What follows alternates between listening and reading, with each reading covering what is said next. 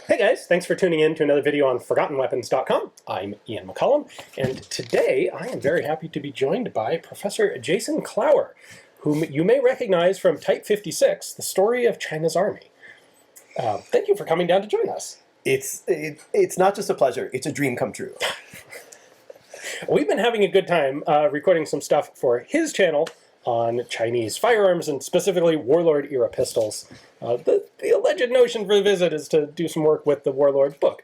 But I figured while he's here, we should do a Q&A on the subject of Chinese firearms, because you know way more about that subject than I do, and than most, basically anybody else in this audience does. So I reached out to the fine folks on Patreon who support Forgotten Weapons, and I have 3 pages of questions, and we'll see how deep into them we can get. Let's dive into our first one, which comes from Joel. It says, what was the PLA's philosophy around the bayonet, or even the concept of close combat in general? How did they differ from their contemporaries? The PLA's philosophy of close combat was we are good at it, and we should do more of it. I've sometimes made the joke that Chinese rifles during the Civil War and even during the Korean War were not just bayonet platforms, but they were bayonets that had a secondary bullet shooting apparatus attached. The reason for that was overdetermined, which is to say there are lots of reasons, and any one of them would have been sufficient. One was one that people can probably guess, which is that if you're a poorly armed force fighting, say, the U.S. Army in Korea, that has an infinite amount of close air support and artillery on call, your best chance at clinging to life is to get as close to their lines as possible, making their heavy weapons nugatory, and then, even though bayonet fighting is dangerous, you have it maybe a 50-50 chance. At least you're fighting back, instead of just taking aerial and artillery bombardment.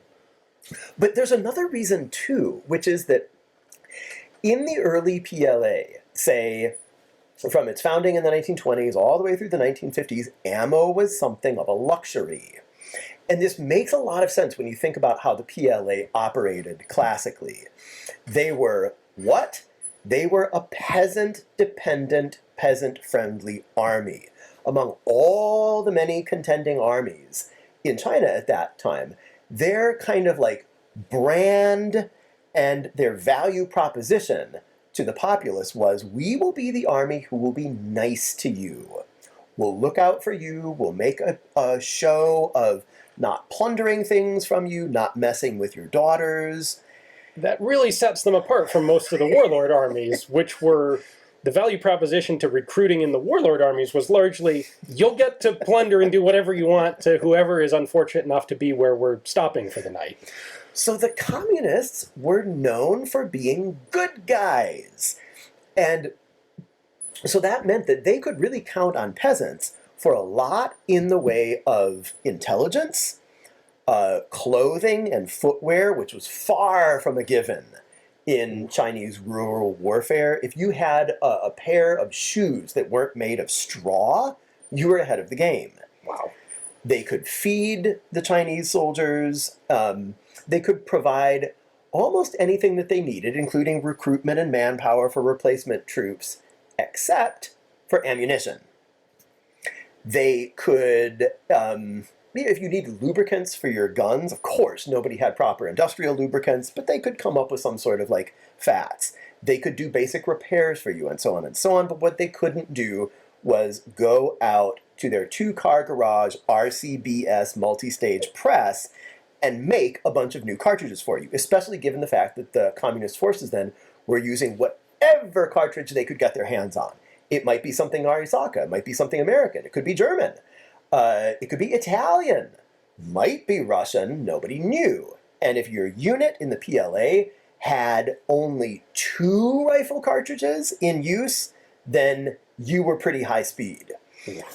So for all these reasons, ammo was at the very least the most parsimoniously husbanded resource.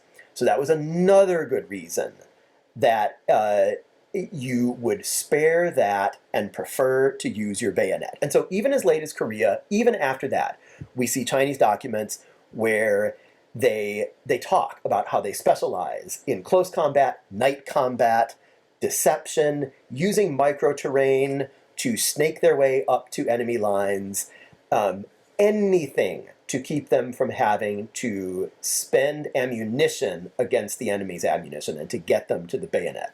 Not so much suppressing fire.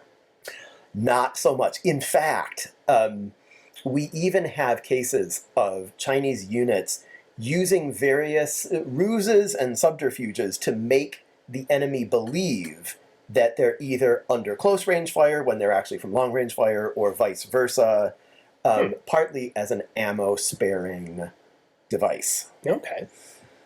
And that would make sense why they stuck with rifles that always had bayonets on them. The Type 53 Mosin Nagant carbines have a permanently attached folding bayonet, the Chinese Type 56 AKs. And this isn't part of the question, really, but it occurs to me that the Chinese are the only country that made an AK with a permanently, well, other than the Albanians who just copied the Chinese, but a permanently attached folding bayonet. That's probably not an accident, is it? It's not only not an accident, that was a decision that went to the highest levels. The Zhongyang Junwei, the Central Military Commission, spent months making that decision. Huh. There's a whole, that's a story unto itself. But it's really amazing. I would say that China is probably the country where blades featured in large-scale, regular frontline combat the longest. Not just as a sort of making a virtue of necessity in the communist period, but we often forget that in the late 19th century and the early 20th century, during those 100 years or so, China saw so many wars, most of them internal, that produced multiple World War I-sized casualty events. Wow. If you have a moment, Google the Taiping Rebellion, and then go have a good cry afterward. And something that we often forget is that even though firearms were present in those conflicts, I would say roughly, don't quote me on this, but half the fighting involved melee weapons, mostly swords and spears. And so even though the communist forces tried to distinguish themselves among their competitor forces for their love for the bayonet, sort of in the larger cultural milieu of China at the time, blades just had a part of traditional warfare. Okay. Our second question is from Jason. It says, how did the start of the Great Depression impact arms production in warlord China, given the relative economic isolation? That struck me as a really interesting question, because it's not one that I'd thought about.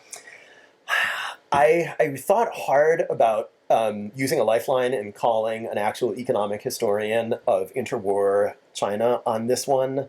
Those people do exist, and if you're watching, please help me out in the comments. Yeah. Okay, so not really sure? I have a partial answer, which is that even though the Great Depression was bad in China, I think we don't even have to wait for the Great Depression to happen to start looking at economic scarcity as a big, big, big part of everybody's institutional military calculus. From, at least the latter half of the 19th century. The Chinese economy and stability in rural places was very, very patchy. As you can imagine, with something like half a dozen side civil wars happening in China alongside the Taiping Rebellion, which killed as many people as World War I, it was the sort of place where everybody needed protection as a fact of life. And what resources you did have were being skimmed off by maybe whatever regional militarist was now ruling your province. And so what that gave us was a situation where China was kind of like, a sort of a role-playing game where there are technologies in play that are from the present time. You know, they had some weapons that were legitimately close to cutting-edge 20th century weapons. Mm-hmm. They also had a lot of weapons that were, you know, a couple generations old from the 19th century, and then they also had a lot of weapons that would have been perfectly at home in the 16th century. And all of these forces, with more or less resources, are in a kind of great big multi-sided mosh pit fighting each other. And so when you think about things that way, that helps to account for like something that you see in Ian's book, which is this sort of weird collocation of some very high quality stuff. You pointed out that some of the Mauser copies that were coming out of the government owned arsenals were respectable. They were pretty good, yeah. And other things that are unsafe even to look at. So tell me if I'm off base here, but the impression that I got is under the imperial government as a whole nation of China, there is a fair amount of economic activity with the rest of the world, operating through ports like Shanghai. Once we get into the warlord era, each of the Chinese provinces essentially becomes its own standalone nation. And it seems to me that a lot of the interior provinces are unlikely to have the physical connections to North America and Europe to really be all that impacted by the Great Depression. Because it's not like they could buy something from Europe if they wanted to, because they no longer have rail access or communication access unless they want to pay some other warlord's tariff to go through one of the eastern provinces near the shore. I think that's a pretty good rough pass. Now, I bet that with that said, the hinterland provinces that were always poor maybe got poorer because their trading partners on the coasts didn't have as much to spend. I can't imagine they got richer. But I think probably a good image is of the top falling to meet a bottom that's sinking even a little bit more than the way the Depression hit the United States or the part of Europe that survived World War I more or less intact, where it was a kind of sudden, shocking calamity. For China, it was just kind of like more of the last 70 years. Yeah, a lot of the lower working class of Europe is going to be really hard hit by the Great Depression because industrial jobs go away, where your rural Chinese peasants didn't have that to lose in the first place. Like, your peasant farm isn't more or less good. Like, nothing's going to change because the stock market in Europe fell over. Yeah. And the second part of my speculative answer is that what it did do was create a greater supply of mostly European manufactured weapons that were now available, so we say freed up in Europe by the end of the First World War, and then manufacturers, probably like Mauser, probably like Carcano, who were eager to sell this inventory that they had to places like China. Prior to the Great Depression, yeah, definitely. There was definitely some 1920s, like, where do we sell all this surplus gun stuff? Where do we sell new production gun stuff? And China was a big potential market for a lot of that. So Mauser in particular. That is more economic history knowledge than I have a right to pretend to. So if you actually are an expert, help us in the comments. Yes, please do. All right, our next question comes from Jason. It says, was the Type 63 abandoned before or during the Cultural Revolution? Jason addressed the difficulties in making enough to arm the entire PLA, but was its flawed rollout or the Cultural Revolution purges the reason for the abandonment? Before you answer, let me point out, I did a video on the Type 63 mechanically, in which I can tell you almost nothing about its development and history. You did a series of videos on the Type 63 that are fantastic, going into where it actually came from and why didn't it become like the weapon of the PLA. If you haven't seen those, I'll link to them in the description. Definitely check them out. And with that, the Type 63, The Type 63 was abandoned definitively during the Cultural Revolution, but the Cultural Revolution was a long and horrible decade that went from 1966 to 76, and it was abandoned during that time, but it was also abandoned because it was very much a casualty of the anarchy of the Cultural Revolution. Anarchy is maybe even too kind a word for what was happening. Lawlessness. One day soon, I hope to sit down with a friend of the channel who's a great researcher on the Chinese nuclear weapons program and talk to him about the state of China's nuke program, which was alarming during the Cultural Revolution. If they couldn't get nukes right, they really couldn't get rifle manufacture right. And it was a case of maybe the worst labor management relations possible in the production of a weapon.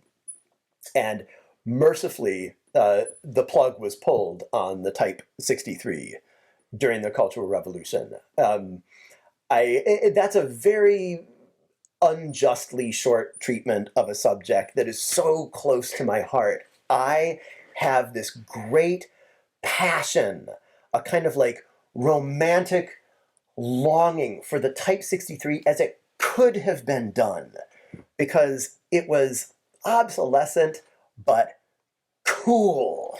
Oh, it was China's M14. It was China's M14. All right, well, again, I encourage you to watch his videos on the Type 63 to get 3 hours of the full story. More than you really need, but I will keep you entertained. Oh yeah, it's great. All right, next question is from Charles. In the past 100 years or so of Chinese firearms manufacturing and design, has there been any native innovation or new ideas either in ammunition or the weapons themselves, or has it mostly been copying good ideas from other firearms and nations? Definitely China has the reputation of they just copy everything and can't come up with a new idea on their own. But that can be its own kind of genius. To advert to the last question for a moment about the Type 63, one of the things that really was forward-thinking about the Type 63 project was that the designers back in the 1960s actually were really precocious in figuring out that they should marry a gas piston to a rotating bolt and an adjustable gas system. And as far as I know, that was pretty forward thinking for the 1960s. Adjustable gas system in particular. So that brings us to what I think is the second great contribution of Chinese designers, which was their incredible talent for adapting to austerity conditions. Let me plug Ian's book again, because one way to look at it would have been funny ha-ha, look at all the silly pistols realized badly. To Ian's credit, he doesn't do that.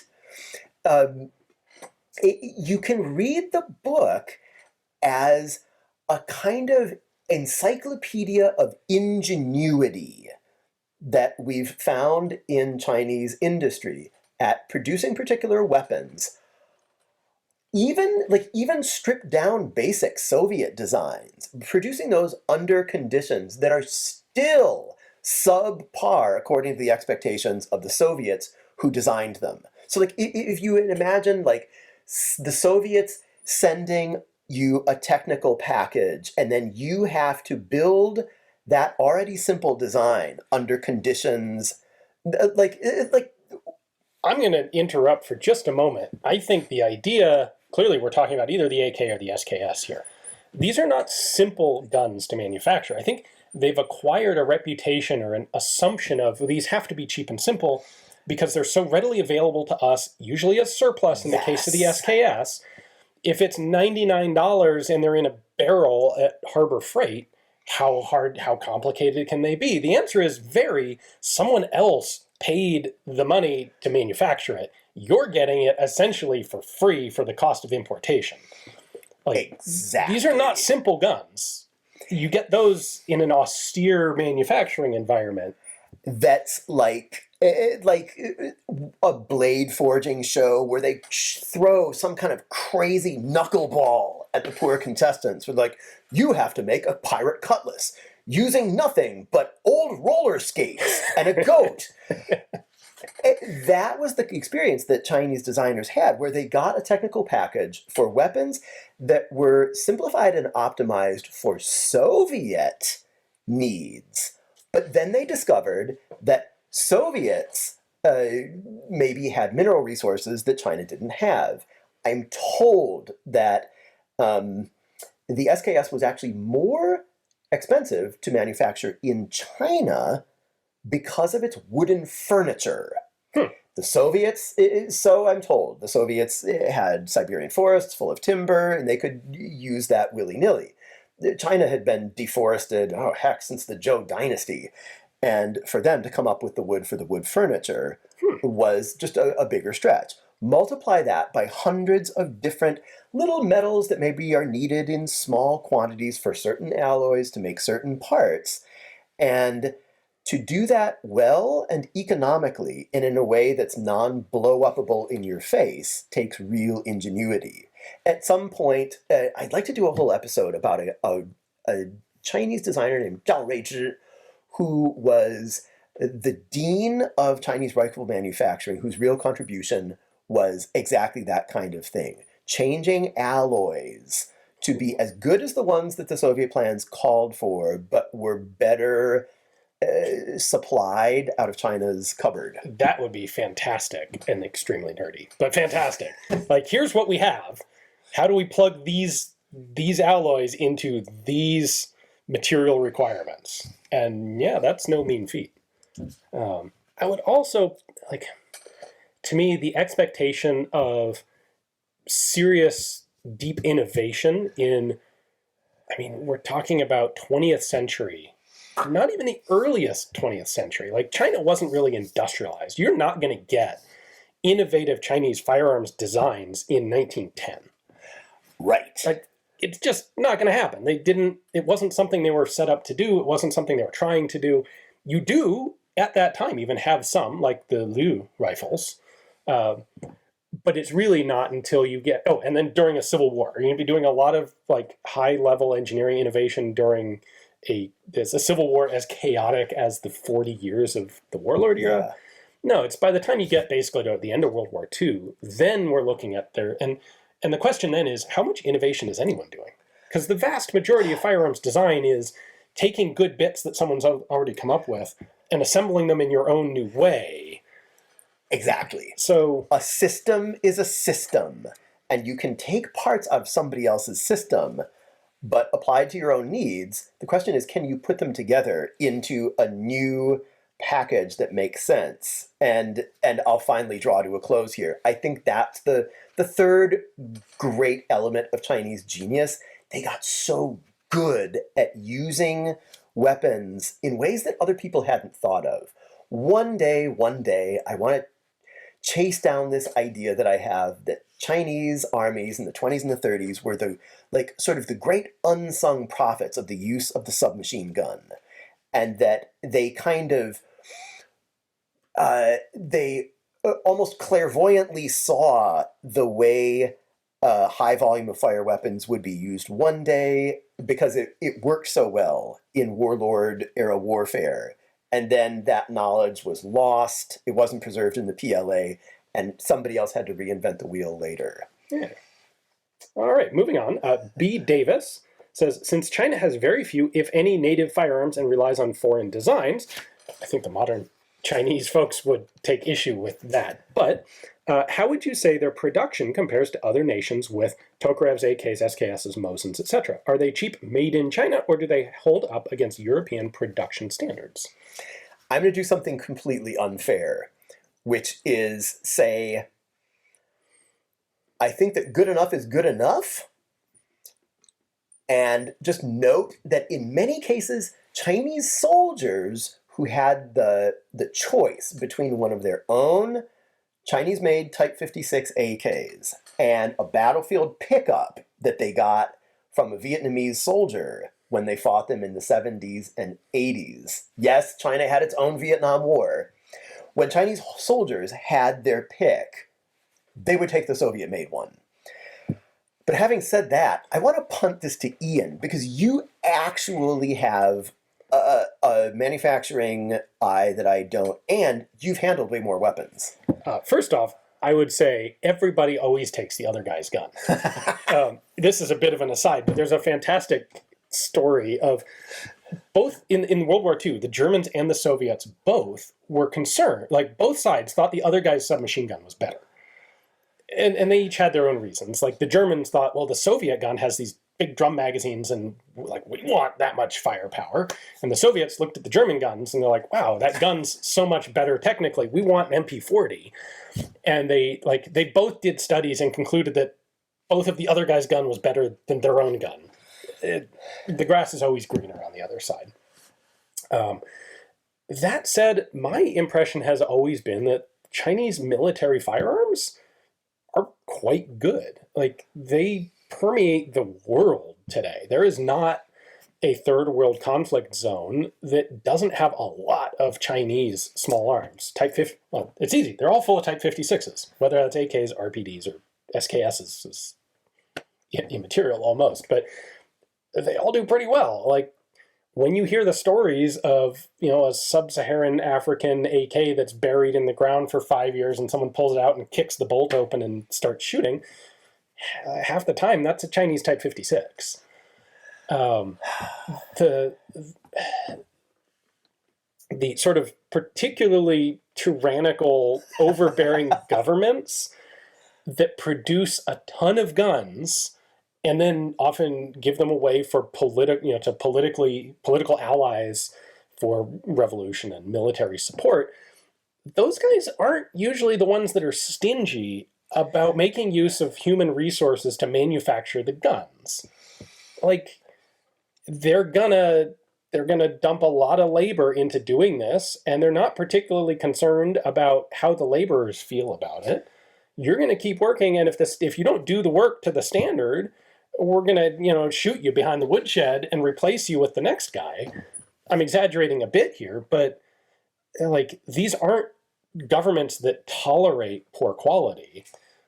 You get in deep trouble for poor quality. Like, people get executed up and down the line for poor quality. They tend to put out pretty good guns. I think a lot of Chinese manufacture has gotten a bad reputation for commercial exports that are deliberately very low quality in order to be very low price. And a Type 56 SKS is not a gun that was being made to sell cheap to capitalists.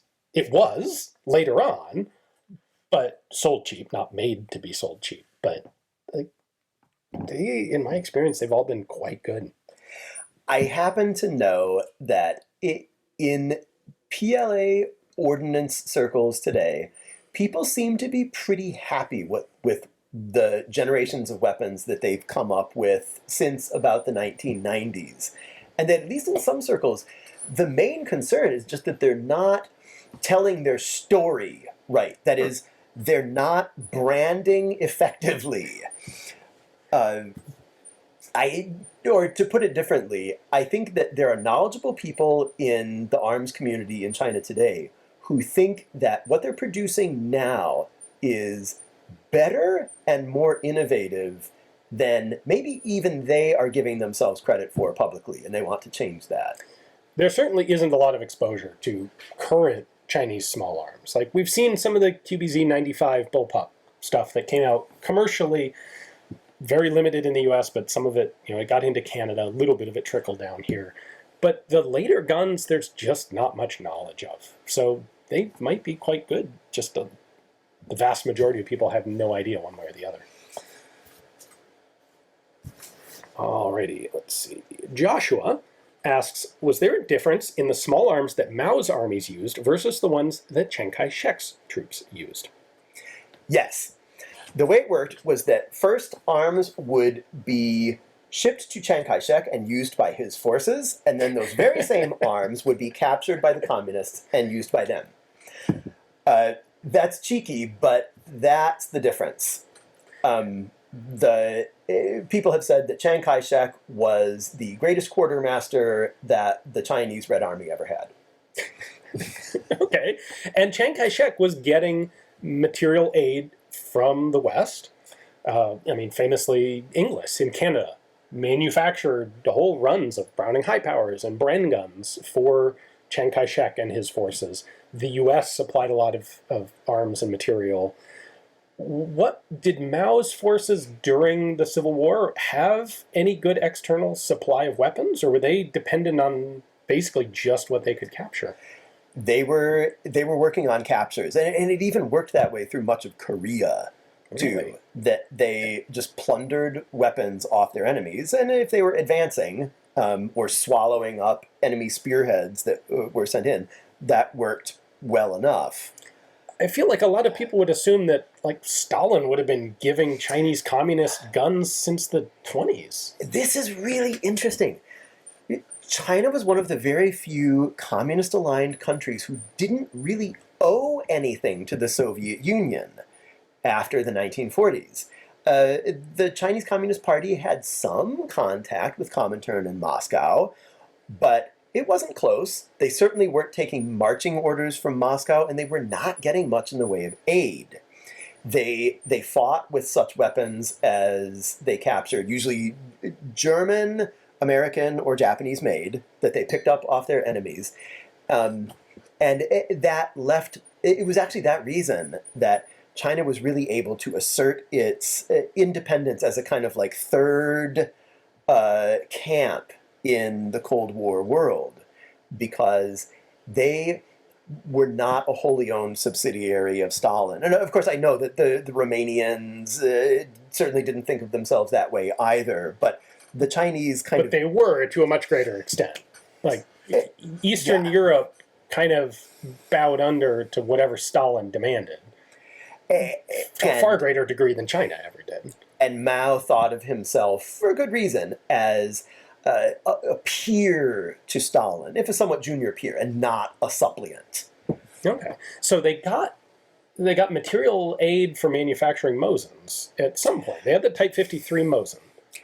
After China established its rule over the Chinese mainland, after the Communists established the rule in 1949, then, slower than you might think, they began getting material aid and IP from the Soviets. But it was a pretty herky-jerky process. From what I know of the Korean War, which isn't all that much, the PLA went through 3 phases in the beginning of the Korean War, which they weren't really expecting.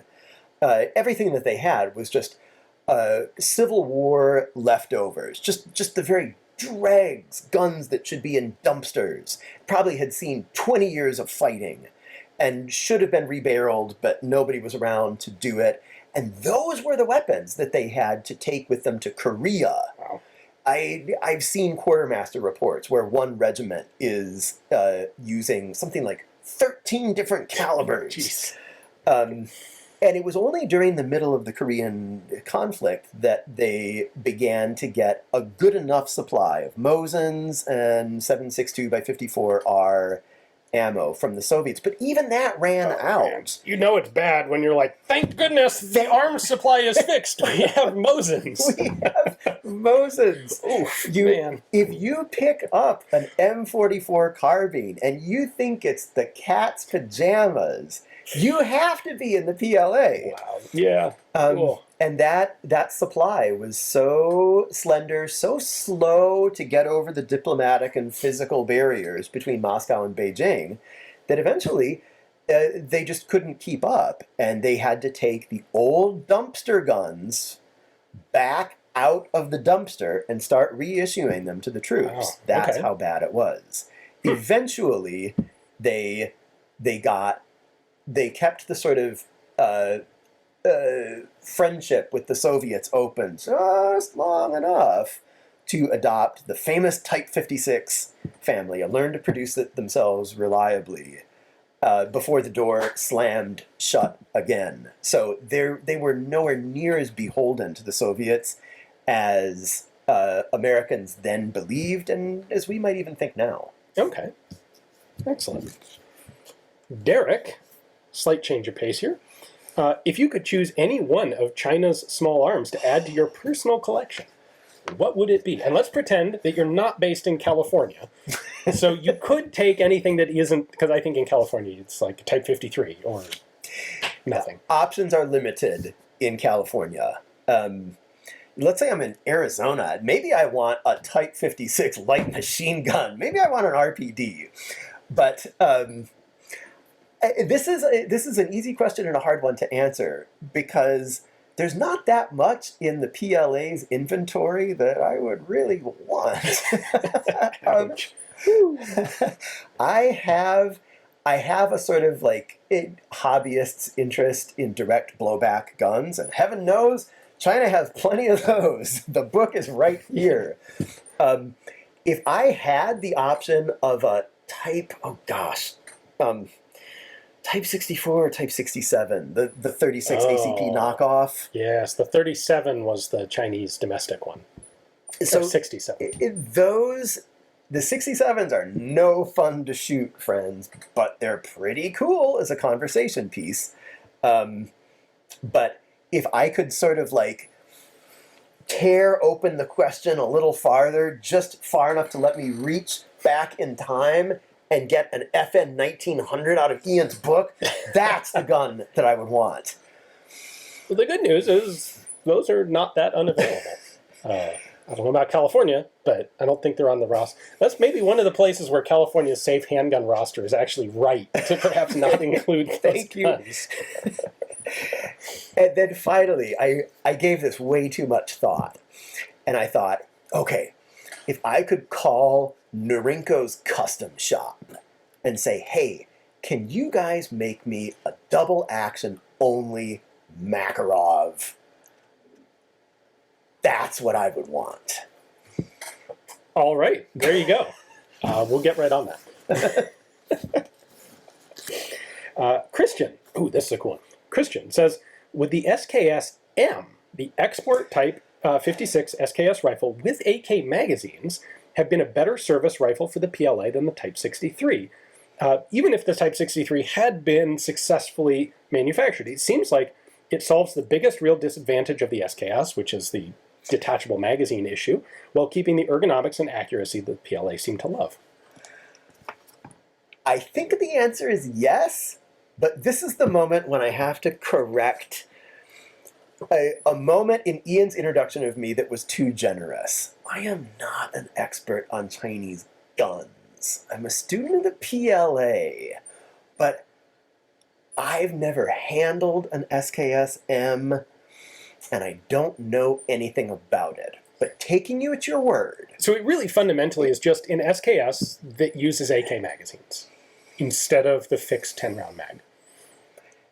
Then I'm going to say that was what they needed.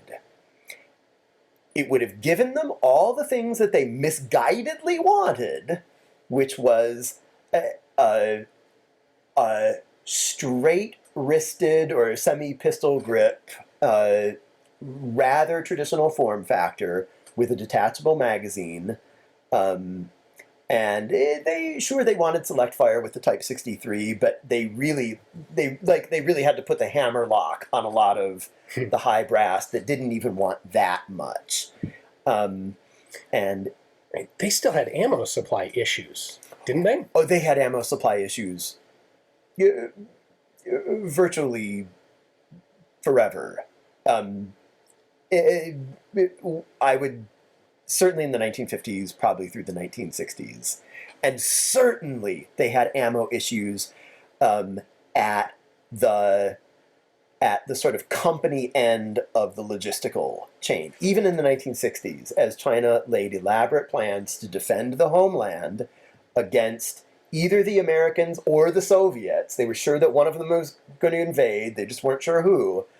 And as they laid these plans, the assumption in their war plans was that Zhang San or Li Si, like Tom, Dick, or Harry out in the infantry companies, was going to be really not assured any supply of ammo past his initial loadout. And so they were really cautious about giving him select fire. But if we can just put a bayonet on this SKM thing, you sold me. Now, I'm not a voting member of the Central Military Commission, but if I were, I would vote for that. Do you have any insight into why they didn't ever try to do that? Why not keep the gun we've got? Like, the 56 is a family. They had the AK and the SKS at the same time. It's like, mag on other gun. Okay, here's a question for a sort of technical expert. If you have an SKS, is there some simple retrofitting that you can do so that you can just like drill a bunch of stuff out and it'll take an AK mag just like that? If you're converting a lot of guns, you could make it that way. Normally, you got a few changes to the receiver and the way the magazine attaches, if I remember my SKS-M correctly. Like, there was no major technical hurdle to doing this. There might have been some hurdles to retrofitting a bunch of existing guns. But it seems to me like you don't even need to retrofit them. Just, second line guys keep the old SKS, and the front line guys get the new one with magazines as you're able to produce them, because all of the other parts are largely interchangeable. Your bolts are the same, your fire control groups might have been different, but some of the internal parts are the same. Man, you're really persuading me, the two of you. Anything would have been better than what they actually did do, which was just hand the SKSs back out to the troops and then deliberately get in shooting fights with the Soviets and the Vietnamese with their SKS carbines. I think the two of you and a time machine could make a really big difference. There's not a place I want to go in a time machine. Sorry. The Cultural Revolution? Come on. No, not hugely. All right. Adam says, how did Norinco move so quickly from the fallout of said Cultural Revolution to blowing out literal crates of Type 56s on cheaper than dirt? My memory is Kissinger in China in 71, Nixon 72, Cultural Revolution formally over in 76, and by 1995 you can get an SKS for less than the cost of its ammo. My dad still has a Norinco Chinese training rifle, air rifle, he bought before 1992.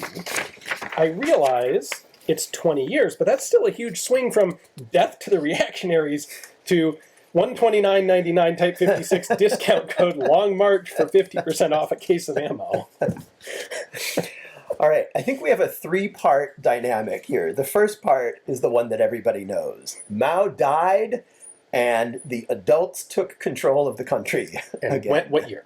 1976. Okay. Mao died, which ended the Cultural Revolution. And in very short order, the grown-ups in the room, including senior members of the PLA, swept out the trash, and they took control of the country back over. And then they developed China into a now standard export-driven economy. Then the second part of our answer is they were sitting on top of Stalinist-sized inventories of weapons that they had packed away in Chinese Cosmoline against the day when the motherland was surely going to be invaded, probably by the Russian hordes. What were they expecting for the size of the fully mobilized PLA in case of invasion? Approximately?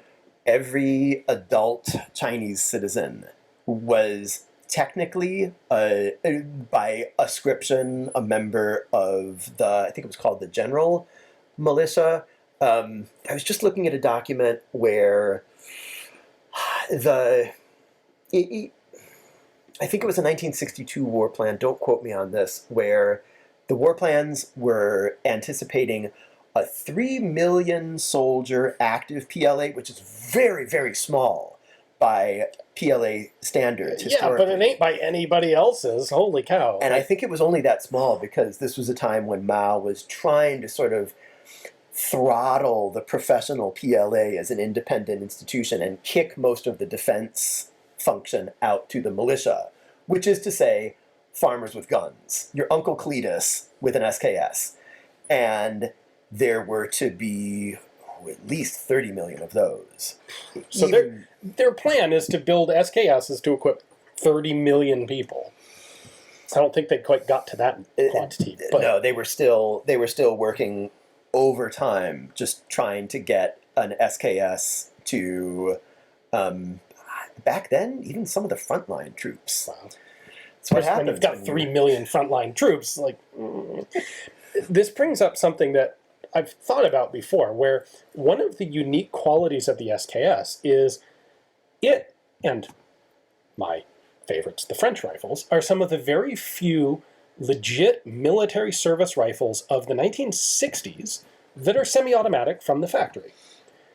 It would be different if the PLA in 1980 is sitting on 5 million AKs. They can't send those to the US because they're machine guns. Right. But SKSs, no problem. Import all that you want. Yep, that is just called priming the pump for your export economy. So not only did they have a huge quantity that they're sitting on, but they're actually easily exportable to the US. They're not parts kits. That's one of the cool things about the SKS and the Moss series rifles.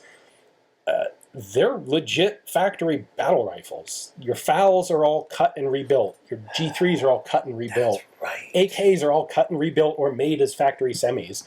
The SKS is the pure military rifle from the military factory. And if you don't know the backstory on this, China never did take up the AK as its main service weapon. By studied choice, they kept the SKS as their main service weapon all the way into the 1980s, and they always reserved their AKs for a sort of specialist role. That is such a bizarre choice and interesting question. I feel like it could generate an entire YouTube channel worth of explanation as to why. I know this one guy, but he talks too much. Okay, so you said this was a three-part thing. One was Mao's gone. Two is we're sitting on a massive mountain of SKSs. What's three? Three was China began to see itself as an arms exporter. This went so deep that even in the 1980s, while China was still trying to get itself in gear to adopt a 5-point-something millimeter cartridge like NATO and the Warsaw Pact, as they were developing this for a long time, Beijing was stalled because they were wondering whether maybe they shouldn't just adopt the 5.56 so that they could manufacture ammo for their own use and export it to the West, along with all their old SKSs and SKS ammo. So they, much earlier than I thought, they began seeing their big dragon's horde of exportable to the US and Canada and Australia semi-automatic rifles as this big asset. And that helps account for that turn on a dime from Mao suits and few consumer goods to the SKS in your bin at your local gun show. All right, cool. Let's see.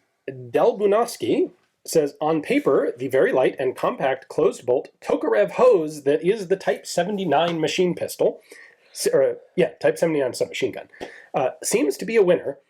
If properly done, do you think the Type 79 could have been a success, or was the whole thing just foobar? First, I would like to congratulate you on the best phrase ever in Tokarev hose. And if I were going to get a tattoo, that would be it. But in Chinese. In bad Chinese that I would later discover said, I am for sale by the highest bidder. So the Type 79, it's essentially a tiny scaled-down AK platform, gas-operated 7.62 Tokarev submachine gun. We actually did collaborative videos on it where I showed the gun and explained how it worked, and you talked about the history and the development. Could have been a contender. So the question was if it had been made better. Light, compact, closed bolt submachine gun seems like a good conceptual package. Por qué no?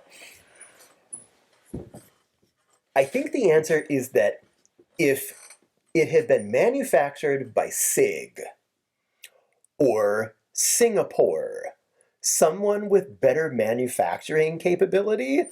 Let's leave SIG out of this. That may not be what you think it is. Let's edit How that. about HK? If it had been made by HK, or Singapore is a perfect one, because holy cow, Singapore did some amazing gun. Yeah.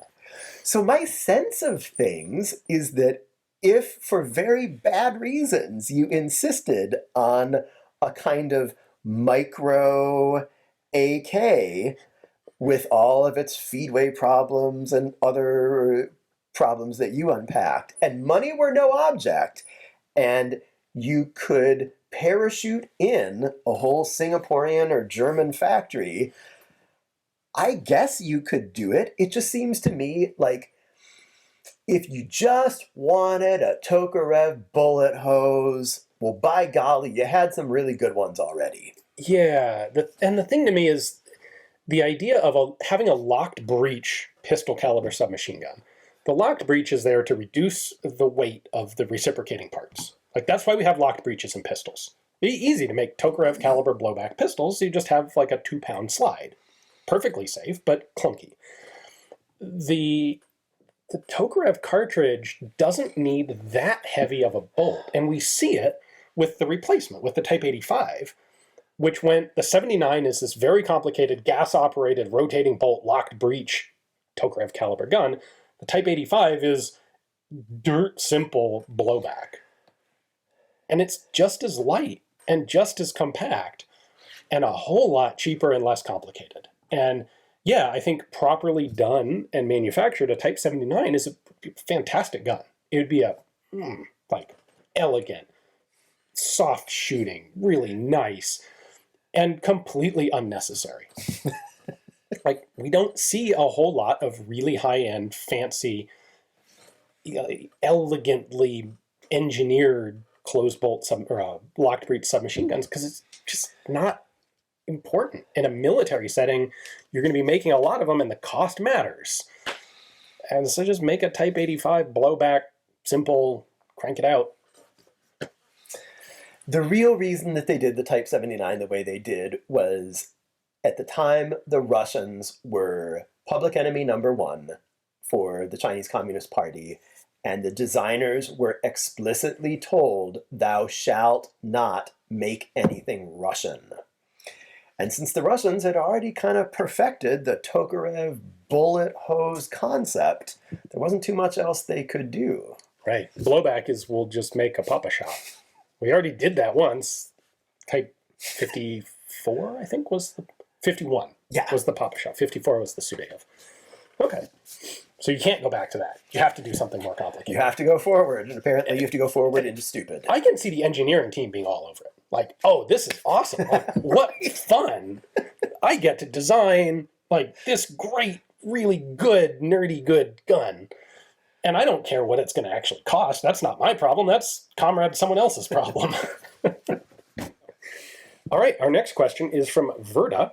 Says, given the attempts to standardize on small arms after World War II and the Civil War, was there any general acceptance of putting non-traditional arms, the dumpster garbage stuff we previously talked about, Arisakas, Mausers, blah, blah, blah, into militia hands, or simply offloading them to sympathetic communist groups regionally, or were there two different, like, do we give them away to other people? Do we give them to the militia?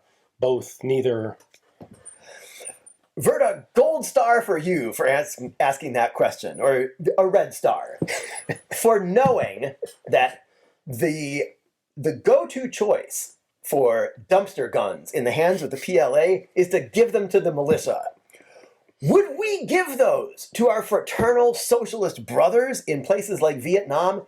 No, not if we can help it, because we care about what they think about us. But the militia? I'm probably overdrawing this, but I'm sure there were some people in the PLA who would have been only too happy to give the militia the worst hand-me-downs they could, and if some militiamen get blown up, great! That's fewer idiots and stooges to have to train for the professional PLA officers. Among other things, aside from institutional politics with Mao playing off the professional military against the militia at certain points, we also have plenty of stories of revolutionary martyrs of the PLA getting killed not just by friendly fire, but actually by their own students. Militia members whom they were sent to train, who would manage to accidentally shoot the cadre, or in one case blow him up with a landmine by being careless with the detonator. If you were a PLA officer in the 50s and 60s, there were plenty of good reasons for you to have no great love for the militia. And I thought that it rested there, that the whatever junk guns were left over after standardizing on the Soviet models, after those were passed down to the militia and the police, which sometimes got guns that were exotic but operable. Like we were mentioning earlier, that I just learned that Nagant revolvers in Chinese hands tended to be passed to the police, because the problem with those for them was that they didn't have much ammo for the Nagant. And so that was okay for police purposes. They didn't really need much. But I thought it stopped there, that the junk guns would get passed to the militia and the police. But then I was reading Ian's book, where it sure looks like there's a pistol that ended up in Vietnamese hands. It's true. We have one Warlord era pistol in here that has replacement grips on it that appear to have a Vietnamese flag and a 1966 date carved on them. And I know nothing, I have no information about the backstory of the gun, but it does seem like, hypothetically speaking here, it seems feasible that PLA officer gets sent to Vietnam. That's his personal pistol that is off the books, that he cakes as a personal defense weapon, because the PLA is not going to give him a pistol. Again, he probably has like 4 cartridges for it. Like one magazine, half loaded, because he's only got 4 cartridges. But if someone hops into his tent in the middle of the night, 4's better than 0. I didn't even think about that possibility. Chinese advisors. It could have gone down with them. There were plenty of Chinese advisors on the ground in Vietnam right from 1950, and they had to be discreet, but... There are also Japanese soldiers in Vietnam who, the French are going to come in and, after the Japanese get defeated, the French come back. But before that, the Japanese were in Vietnam. There were Japanese soldiers who took Warlord pistols as souvenirs in China in the early mid-30s, then get reassigned, potentially, to Vietnam. Right. Where they lose that gun to some nascent North Vietnamese soldier. For that matter, there would be KMT or ex-KMT officers who somehow made their way down to Southeast Asia. We often forget that after 1949, even after Chiang Kai-shek's main force retreated to Taiwan, there were still lots of holdout pockets. And they didn't just turn in their stuff and go home. So it occurred to me when you asked that question that China was sending some material aid to the Vietnamese even before they got their hands on proper Soviet stuff. Could that have included some of the old dumpster guns? Maybe. Goodness knows, once they had good stuff to give to the Vietnamese, they were generous to a fault. They caused a lot of consternation with PLA officers who had to watch their men go with crappy old guns and watch new production stuff get shipped down to the Vietnamese. But man, I think you've got something there. Clearly the preference was, we're going to give the crap to the militia and the good stuff to our fraternal communist allies, even if they can't do it 100% of the time. That was the intention. All right. Next question is from Rip Berger, who says, did any modernists survive Mao's purges and go on to help the PLA modernize after Mao died? Yes. And therein lies a story. I only know of one officer who stayed on the good side of both what we might roughly call the Maoist zealots and the modernizers That's a very basic typology, but it's good enough for our purposes here. I only know of one officer who managed to go without harm that whole time, but there were plenty of modernizers who came back after the Cultural Revolution and put their vision back in charge. One of them was Deng Xiaoping, who, like most all the big party leaders of his generation, had at least a long experience as a military officer. After 1949, his work was mostly civil, but this older generation kind of always retained this sort of dual identity. So he's a great example, but there's another one too, one of many, that I'd like to talk about. A man that we mentioned, Zhao Ruizhi, he came up a little bit earlier as one of the geniuses who helped China to adjust its...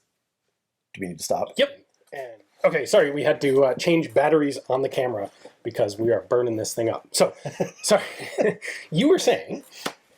I was saying that one of the modernizers who came back and kind of saved the day after the Cultural Revolution was this very guy, Zhao Ruizhi, who was the great engineer who solved a lot of China's materials problems. When he came up with alloys using ingredients that China could supply better out of its pantry of mineral resources.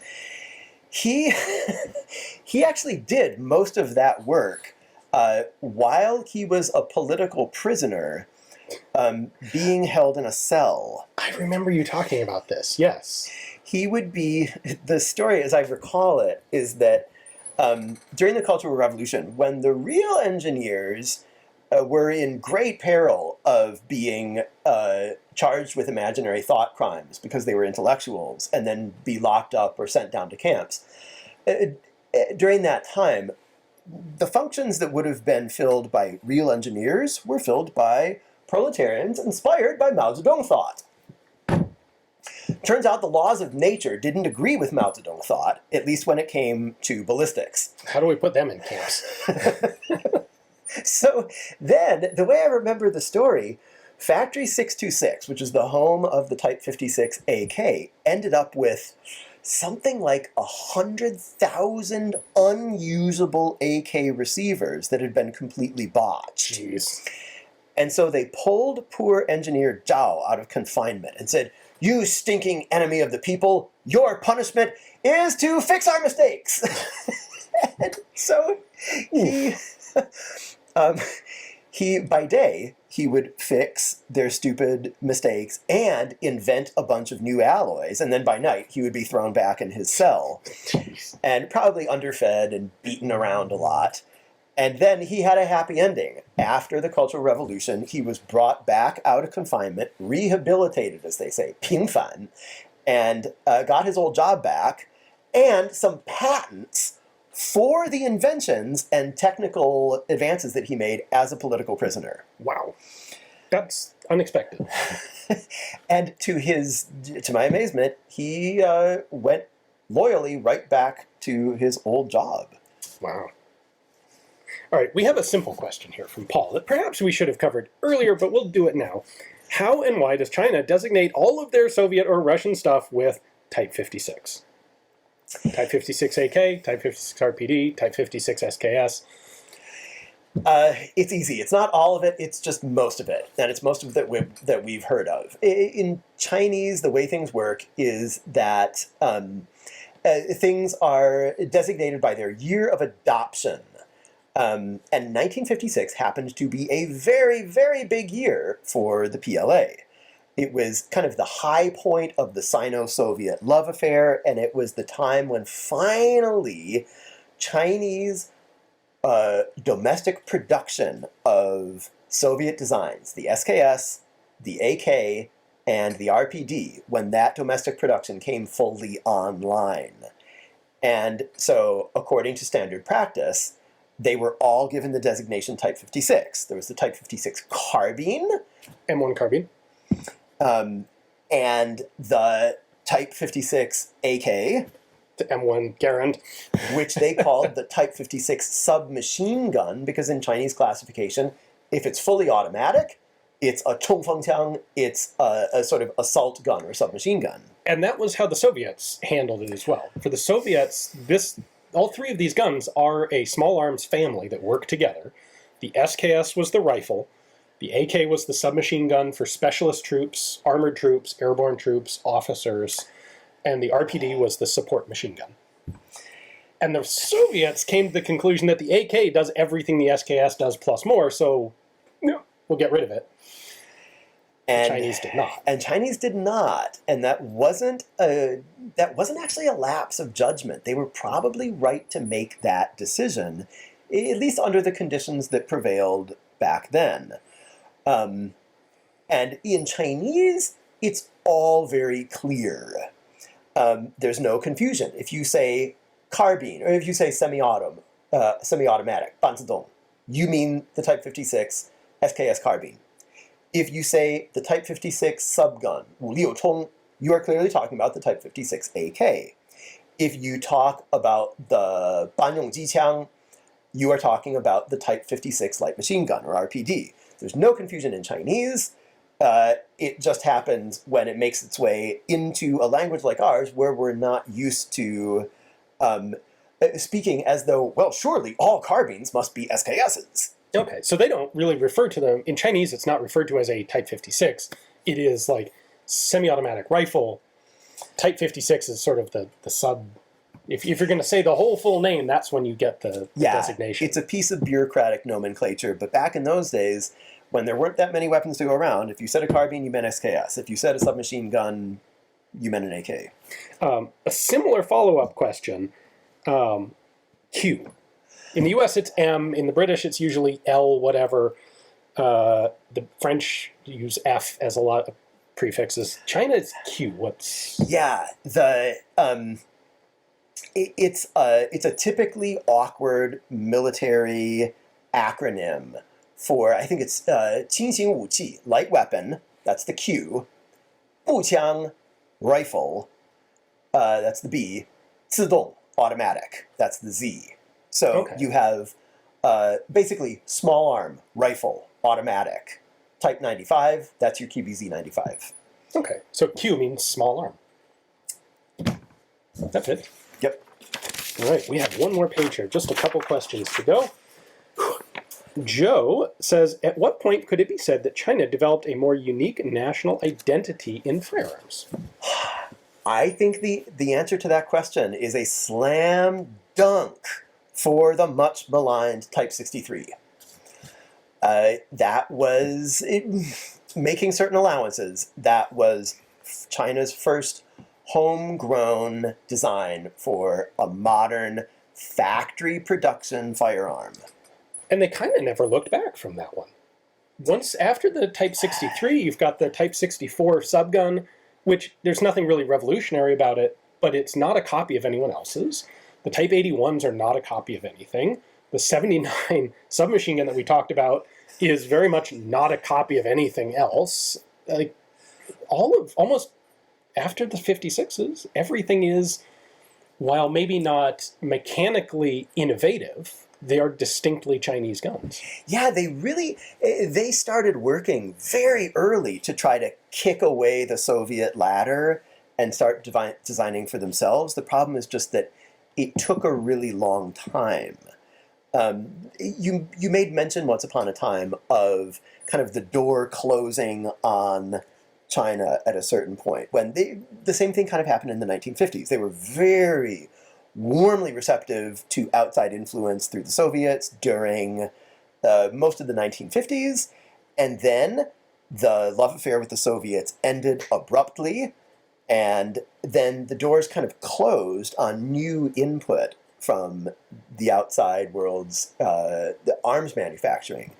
And they were ready. They knew at some level that this day was coming.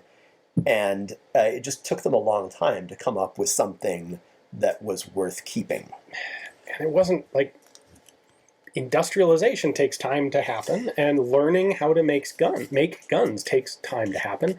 And you can forget it, too. There are countries that come to mind that used to be very good at designing small arms, and then forgot how to do it and adopted very poor small arms for a while, and then went and bought them from the Germans instead. Okay, we have 2 questions left. Our next one is from Guido about RPDs. As with the, he thinks, lousy IAR M27, it's not a great idea to move from a belt-fed to a mag-fed. So in the Russian system, the Soviet system, they went from the belt-fed RPD to the mag-fed RPK as a squad automatic weapon.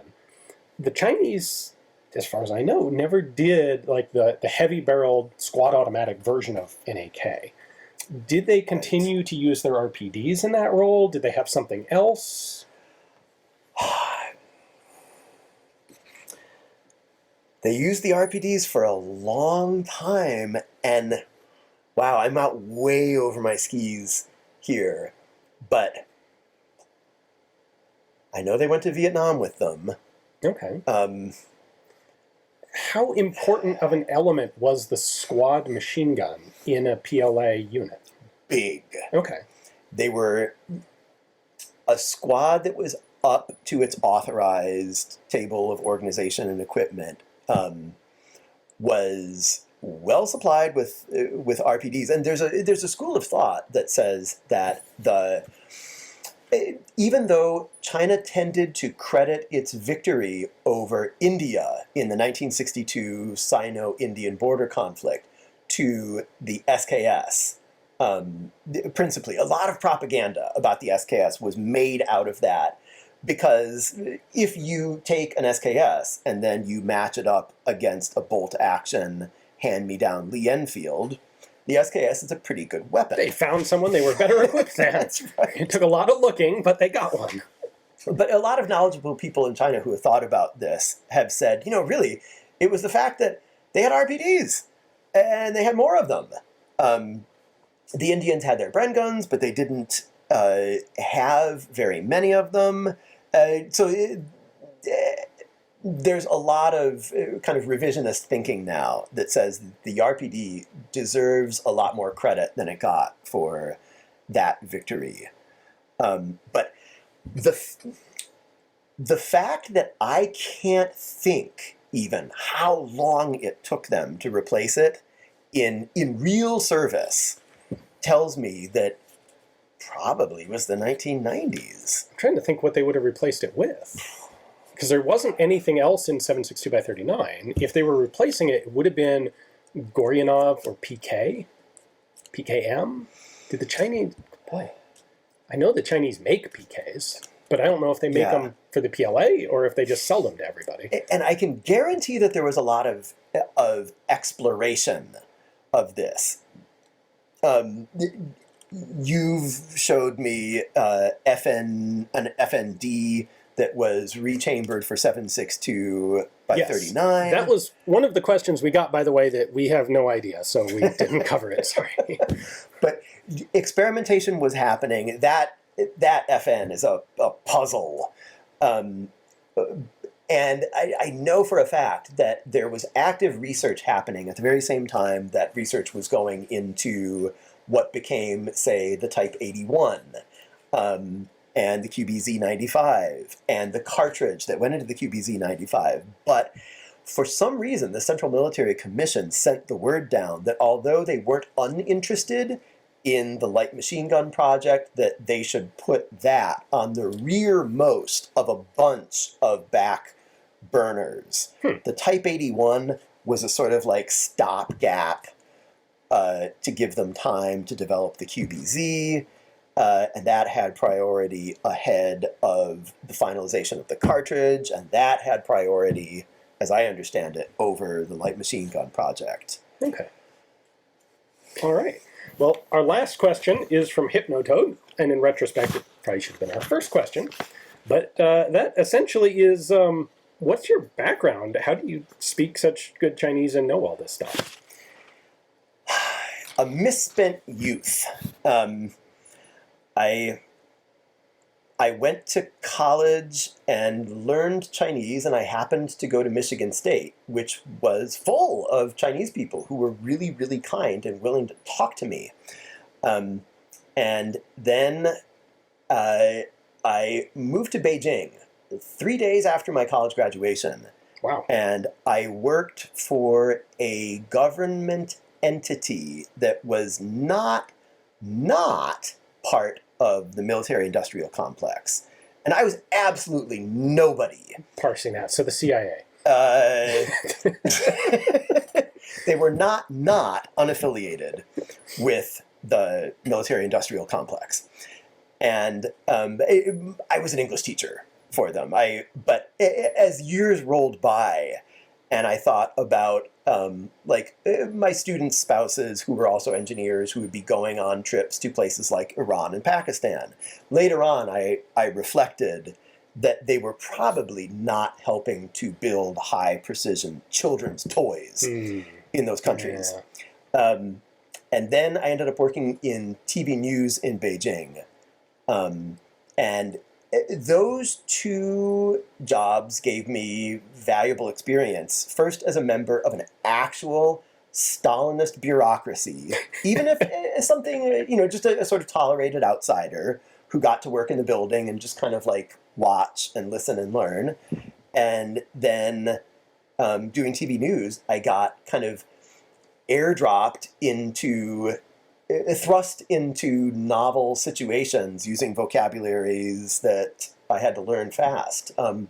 One day, I remember my assignment was that I should go to a stock trading retail office where there was public unrest brewing outside, and I should talk to people and try to get them to speak to me on camera, which is probably a suicidally bad idea. What could go wrong? And so I had to learn about the vocabulary for trading stocks in Chinese very quickly. And if you rinse and repeat that kind of terrifying experience a few hundred times, man, you learn a lot about a place. I bet. Yeah. Okay. That checks out. And eventually I came home after... Never mind. Eventually, I came home and I became a scholar. Okay, and you are now a professor at Chico State University? I teach at Chico State. I teach in comparative religion and humanities and Asian studies. And I can only assume that you basically started a YouTube channel about the development of the PLA and the Type 56, because I bet Chico State administration was not super enthusiastic about you making it like an actual in-person course. I have great latitude for teaching, but there are California laws that are inconvenient when it comes to bringing instructional materials for a course like that onto campus. And so my choices were either to get proned out at gunpoint or do it on YouTube. And hey, on YouTube, a whole lot more people get to see it because you have tens of thousands of subscribers now. And a very interesting channel that I got hooked up on 6 months ago, something like that, I think. And I have the second best community of brainy, thoughtful commenters on YouTube after your audience. Time and again, every dismissive thing that people have thought or said about YouTube as a sort of gathering of people has just been disproven. The quality of discussion in my comment section is face-meltingly good. Yes, I have seen that. The opinions of YouTube are simultaneously all true. It is a complete cesspool of horrible garbage. And it is also an incredibly unbelievable resource for very knowledgeable people about all sorts of very specific niche subjects like yours and mine. So those two things can be true simultaneously, which, I don't know, maybe is related to your comparative religion class. The connection there is that communism is a pseudo-religion, and the PLA is its pseudo-church. I don't mean anything pejorative by that. I believe that every culture and civilization, if not every individual, has a kind of religion-shaped recess in their character, and if it's not filled by religion, it will be filled by something else. Yeah, that makes sense. All right, well, thank you very much for joining me today. This has gone like quite long, but this has been a lot of fun. Hopefully you guys enjoyed it. I, of course, have links to the channel, Type 56, The Story of China's Army, down in the description text. If you haven't seen it, I can't imagine if you're still watching now, clearly you're interested in this subject matter. You should definitely check it out. It's a very entertaining, essentially college course on YouTube about the history of the PLA. So check it out. Thank you very much for watching, and thank you to all of the Patreons who support Forgotten Weapons and also Type 56. So check out both of us on Patreon if you're not already. Thanks. Thank you.